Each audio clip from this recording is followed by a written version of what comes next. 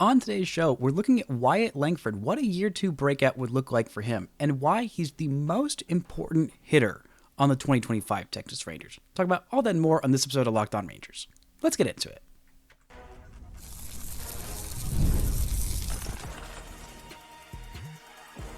You are Locked On Rangers, your daily Texas Rangers podcast, part of the Locked On Podcast Network, your team every day. You are locked onto the Texas Rangers, the first and best daily Rangers podcast. I'm Bryce Patrick, a cripplingly addicted Texas Rangers fan covering this team for 11 seasons, including all 6 as the founder and host of this podcast. Thank y'all so much for making Locked On Rangers your first listen every single day. If you're not already, you can follow me on Twitter at Bryce Patrick. You can follow the show at Locked On Rangers. Hit subscribe on your favorite podcasting platform and on YouTube, where the best way you can help grow the show is to comment nearly any single thing below. Now, on today's show, we're looking at Wyatt Langford, what a year two breakout would look like from him, what it might look like if he has a sophomore slump, and why he's the most important hitter on the 2025 Texas Rangers. But before we get into that, this episode is brought to you by FanDuel. From the first whistle to the final drive, FanDuel makes the NFL playoffs even more exciting. Right now, new customers can bet $5 and get $300 in bonus bets if you win your first bet. Visit FanDuel.com to get started. Now, last year, the Rangers' offense was mid. Maybe less than mid. Not a whole lot of bright spots on the Rangers 2024 lineup card. But Wyatt Langford was definitely one of the offensive bright spots. It was a rough start for him. He had a nice month of June, missed some time in May. After he came back from that hamstring injury, he looked fantastic.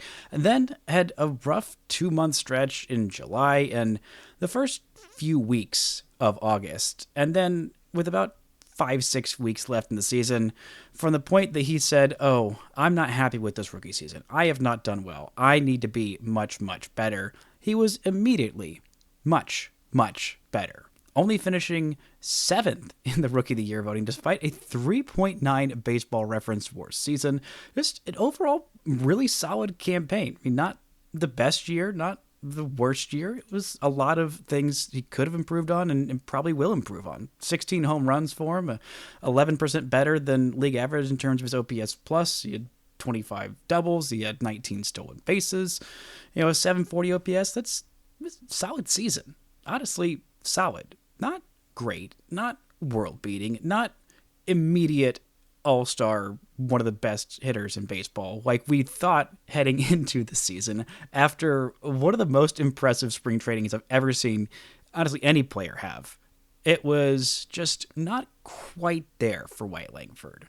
But that's kind of a matter of the game nowadays. You don't see, we might never see a Mike Trout again. We might never see a Bryce Harper again. But those guys who come up, or like a Fernando Tatis Jr. or Ronald Acuna Jr., guys who just come up and are immediately one of the best players in baseball, because there have been so many cuts to the minor leagues, because there are so few levels, it's just so much bigger of a talent gap between the highest level of the minor leagues and the big leagues. Even the best prospects come up and usually aren't great from the start nowadays. I mean, look at Colton Cowser, who was the best AL rookie hitter this year, finished 2nd in the AL Rookie of the Year voting. I kind of thought he should be first, but congratulations to Luis Gil, who has been in the big leagues for several seasons now. But Cowser, in his first stretch of Major League Baseball, which was in 2023, he was awful. Just straight up awful. 26 games, a 443 OPS.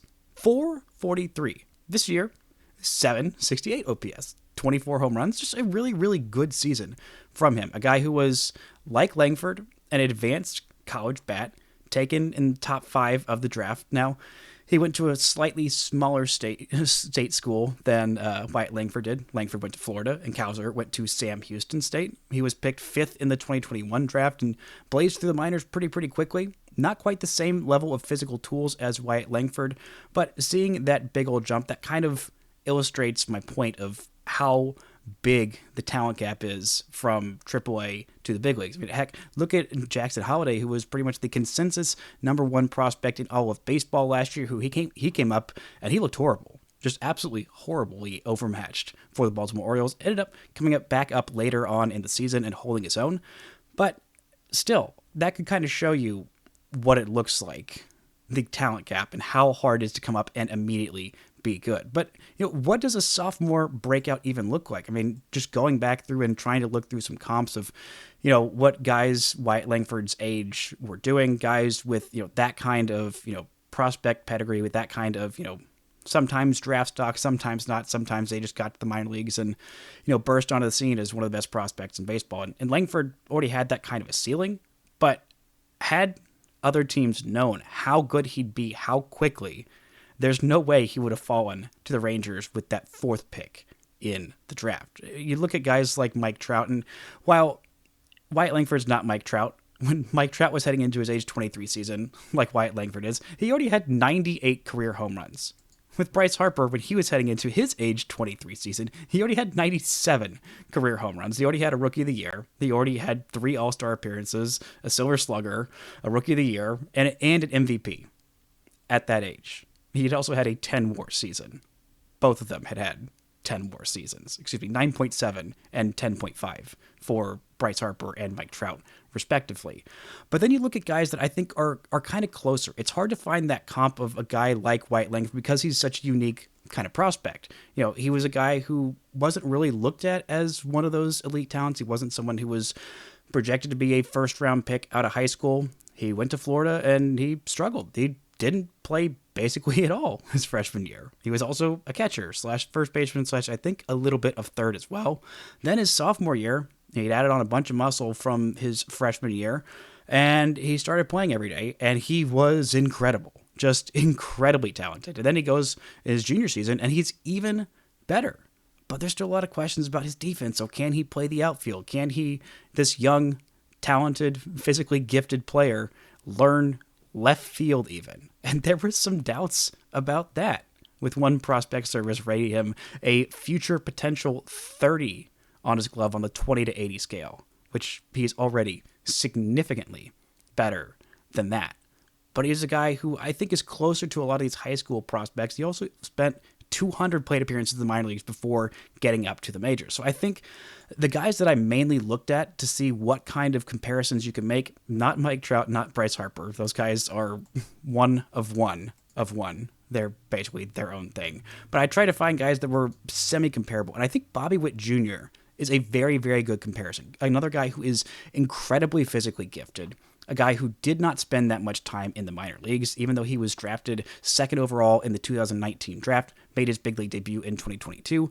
There was no minor league season in 2020. He played a couple of games at the back end of 2019, spent all of 2021 in the minors, and then came up, if not day one, then basically day one of 2022, and he was solid, serviceable. It was a big class, so he only finished 4th in Rookie of the Year voting. Then the next year took a massive, massive jump. With Bobby Witt Jr., he had a 20 home run season, 30 stolen bases, but only a 722 OPS, was considered a bad defender at a premium position of shortstop.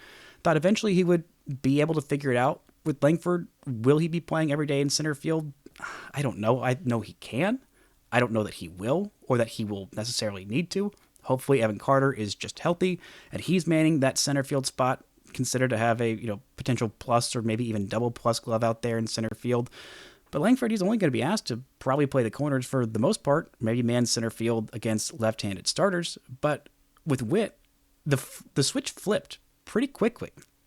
In 2023, he had another fantastic season, an elite season, 30 home runs, 49 stolen bases, an 813 OPS, and going from a .9 baseball reference WAR season, his rookie year at age 22, to 4.4 WAR season in 2023. Went from being considered one of the worst defenders in baseball, bottom 5 percentile in terms of fielding run value, according to Baseball Savant. That was his rookie year. The batting run value for him was in the bottom third of the league.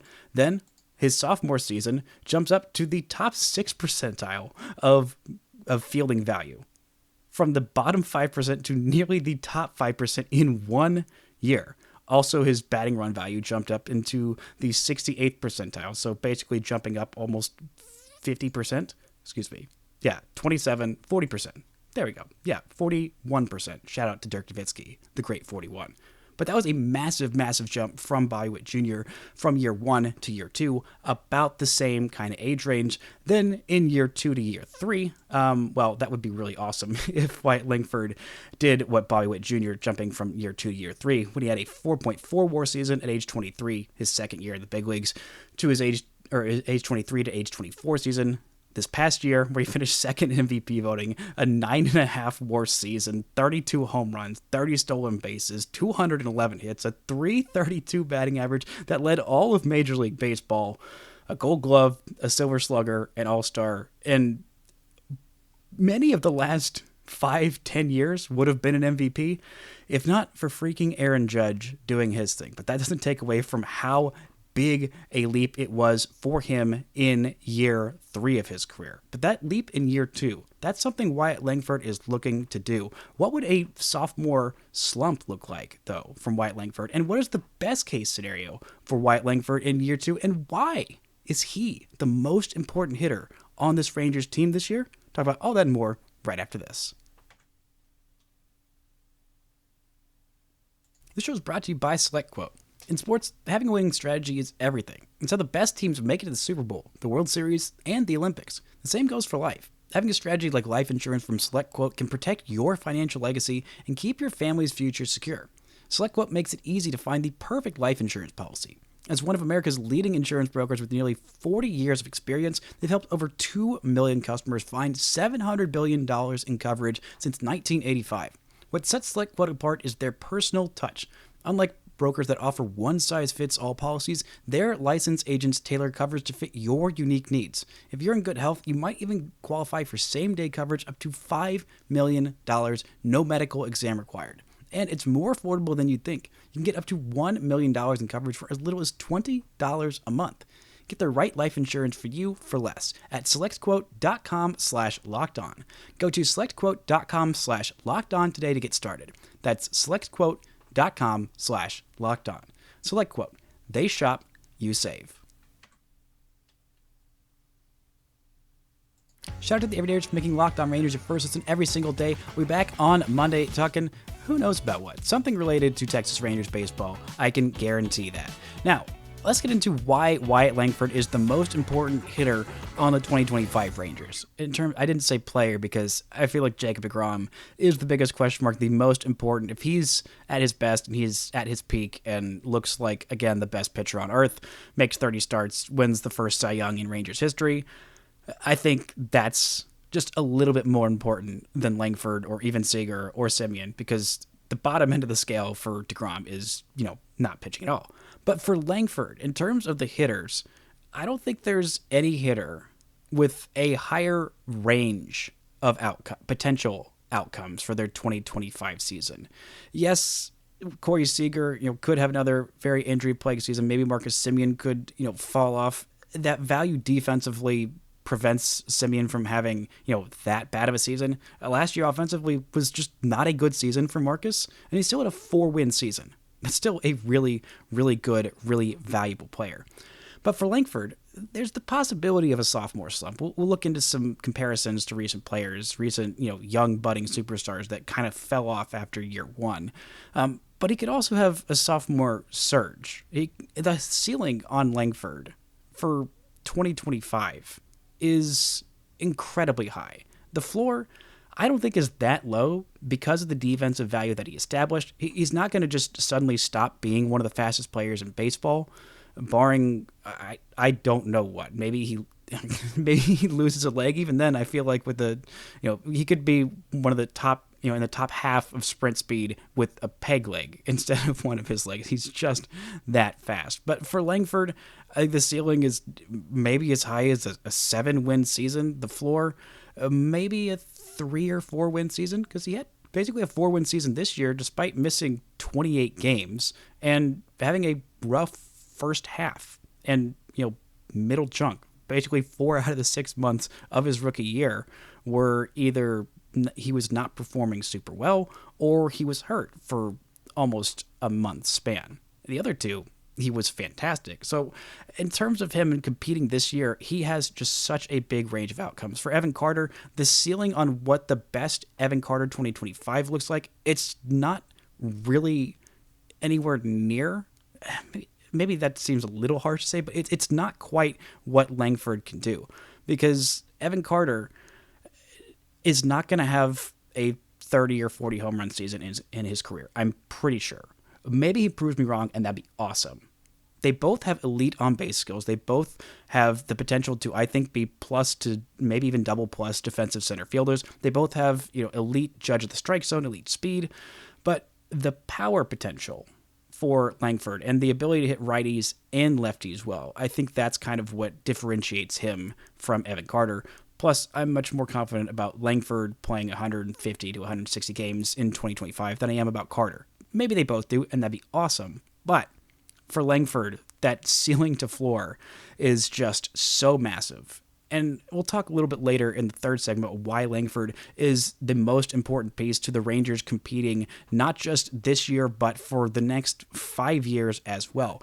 But let's look at the potential outcomes for Langford. I mean, guys who are similar to him, I think Julio Rodriguez is another good example to look at. He's a guy who had an incredible rookie season, a season that Langford didn't have. Langford has not had as good of a season as Julio Rodriguez did his rookie year. Julio was 21 years old. He had a 6-win season despite missing 30 games, 28 homers, an 853 OPS, finished 7th in MVP voting, was an All-Star, was a Silver Slugger, was Rookie of the Year in a very, very loaded class.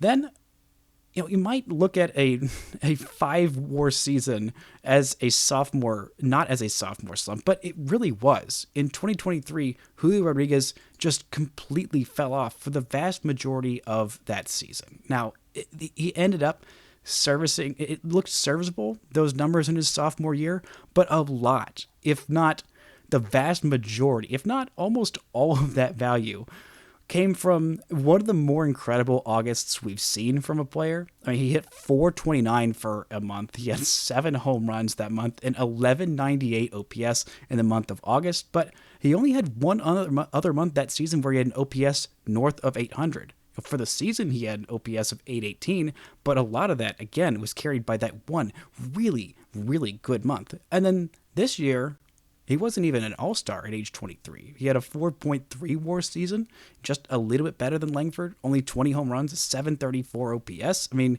just not a good junior season, I guess, if we're still going the high school or college, year method for Julio Rodriguez. He just really fell off. I think he's still a very, very good player. I don't know if signing a 10-year contract, made it go to his head or anything like that, but that's just something to look at. For Corbin Carroll, he's another player who I think is kind of comparable, who had a sophomore slump. His rookie year, won Rookie of the Year, went to the World Series, was an All-Star, finished 5th in MVP voting, 5.5 WAR season. Then this year, his sophomore year, age 23, only a 3.4 WAR season, below 750 OPS. A lot of it was because in the first half, he was awful. He was just straight up awful. A 635 OPS, hitting in the 210s, on base just barely north of 300, and slugging under 350. Then in the second half, he was amazing. He had a 919 OPS and looked like Corbin Carroll, like the Corbin Carroll that we expected. It's just a bit of a kind of a half sophomore slump. So a sophomore slump for Langford, maybe that's a 3.5 WAR season. Maybe that's only 20 home runs, which would still be, this is assuming he's healthy and plays 150 to 160 games, which is kind of about what I'm expecting.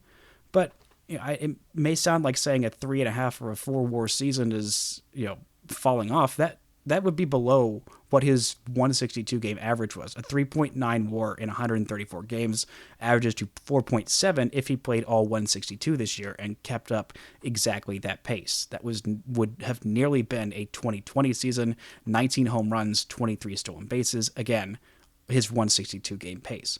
But what would the best case scenario for Wyatt Langford look like? What would the most ideal version of Wyatt Langford look like? Well, let's take that final month of the season where not only was Wyatt Langford the AL Rookie of the Month for September, he was the AL Player of the Month for September. He was incredible. 26 games, 8 bombs, hit 300, a 996 OPS.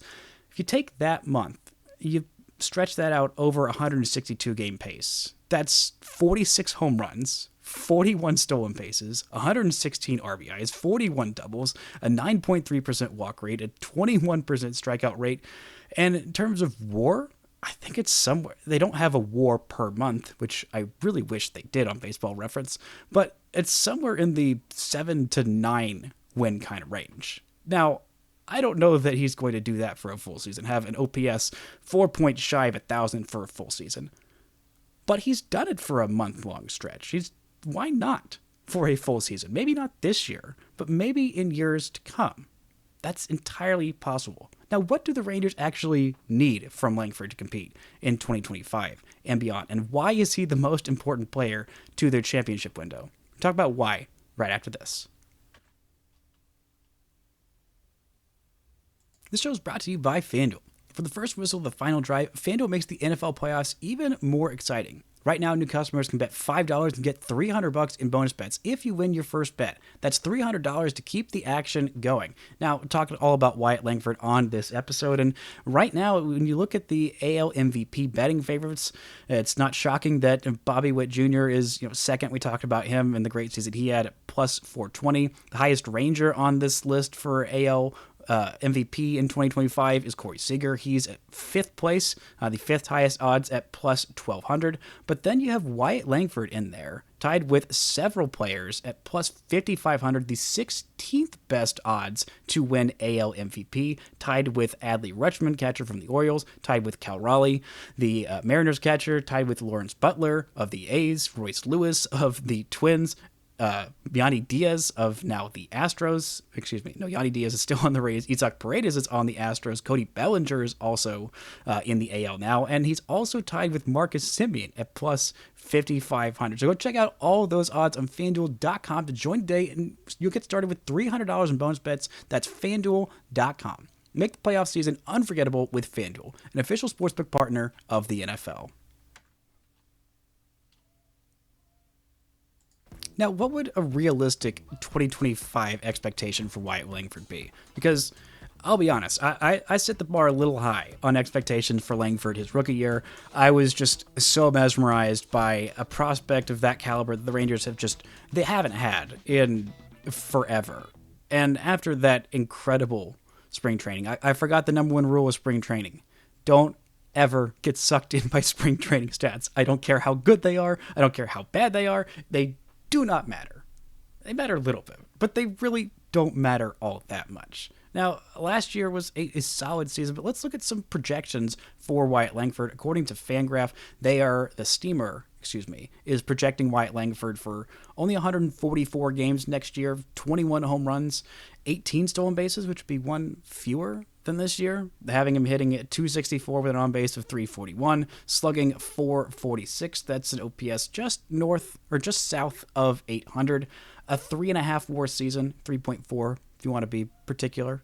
He's coming off of a 2.9 FanGraphs WAR season. They had him a whole win less valuable than Baseball Reference, because Baseball Reference thinks that Wyatt Langford can play defense, and FanGraphs just doesn't. FanGraphs also, I don't love their defensive metrics. They have, feels like almost everybody rated as a net minus defensively, and Langford was definitely not a net minus last year. I think he's going to be even better defensively this year.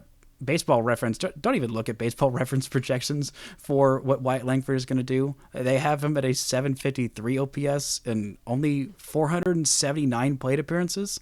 I guess they just think he's going to miss a whole bunch of time this year. Only 14 home runs, which would be even fewer than this year. I don't really see that necessarily being the case for Langford, but I think some target goals are, somewhere around a 5 WAR season, whether that's, I'd lean more towards Baseball References judging of WAR. 25 home runs is, I feel like, a fair target, getting more of that power in game than we had seen for the first, half, basically 5 months of his rookie campaign. I think we really started to see him tap into that in September, and I think that's going to be more prevalent. I think somewhere around 30 steals.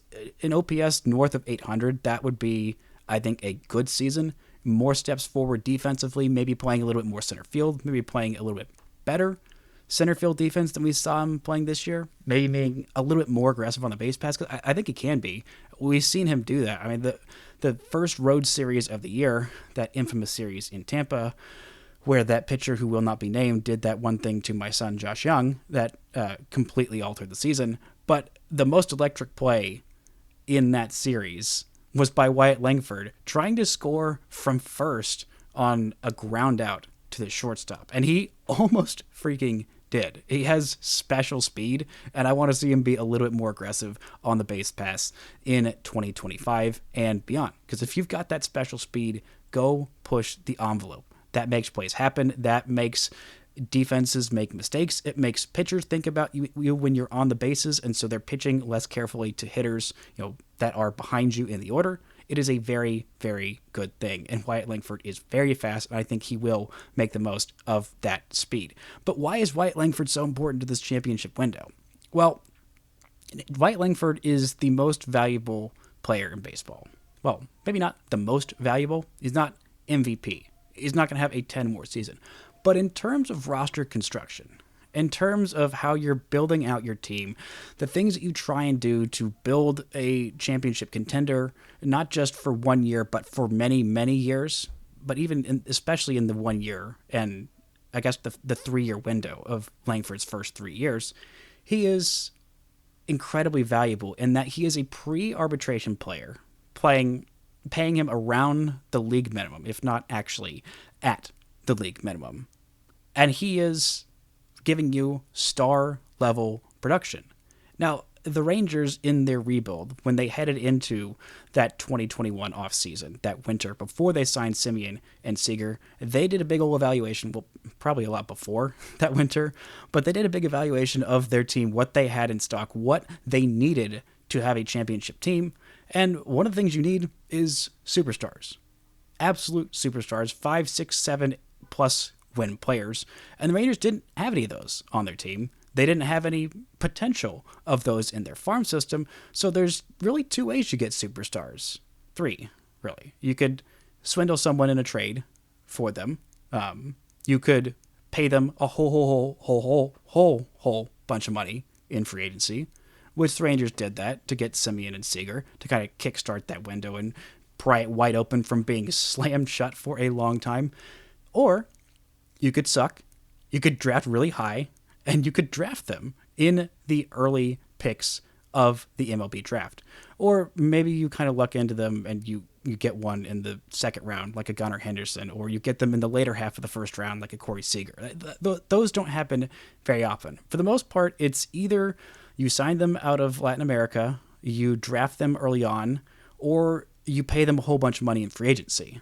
And when you have a guy that's homegrown, usually it's better to draft them because, you're not paying them a massive, massive amount of money, so you can go use that money to go supplement your roster in other ways. And so when you have a potential superstar like Langford, it gives you that kind of opportunity. It can extend this Rangers championship window so that when your superstars that you bought, which is how baseball works, I know it's annoying that the others keep buying all of them and nobody else seems to be willing to buy any of them, but you can do that. That's how things work. That's how the Rangers bought their championship, and that's fine. That's what the money is for. But when those superstars age out, because eventually when you buy your superstars, towards the back end, they start to get old, and they're still getting paid a lot of money, and it becomes a little bit of an albatross and harder to use that money elsewhere because those guys aren't living up to the peak of their value on that contract. And so that's where things get a little bit harder to construct a championship team. So if the Rangers want to extend this window past when Corey Seager and Marcus Semien start to age out of their prime, you still need those superstars to compete for a championship. And Langford could be that. He might end up just being a 3 to 5 win player every single year, having a couple all-star appearances, having a couple silver sluggers, getting some MVP votes some year, and that's fine. That's honestly a really, really good outcome for a 4th overall pick in the draft. The Rangers have picked much higher, well, not that much higher. They've picked higher in drafts and never had a homegrown superstar like that in the draft. But for the Rangers to compete, not just compete for, winning 85, 90 games, trying to win a bad AL West, but actually trying to compete for championships, compete with the Dodgers, who are very, very good. You need to be very, very talented to beat them in the playoffs or in the World Series if the Rangers get there. You need guys like this to not just be pretty good players. You need them to be superstars. You need them to be all-stars, 6, 7, 8 win players. Get MVPs or top 5 MVP finishes. That's what you need. Because the Rangers hopefully aren't drafting in the top 5, 10 picks of the draft over the next few years.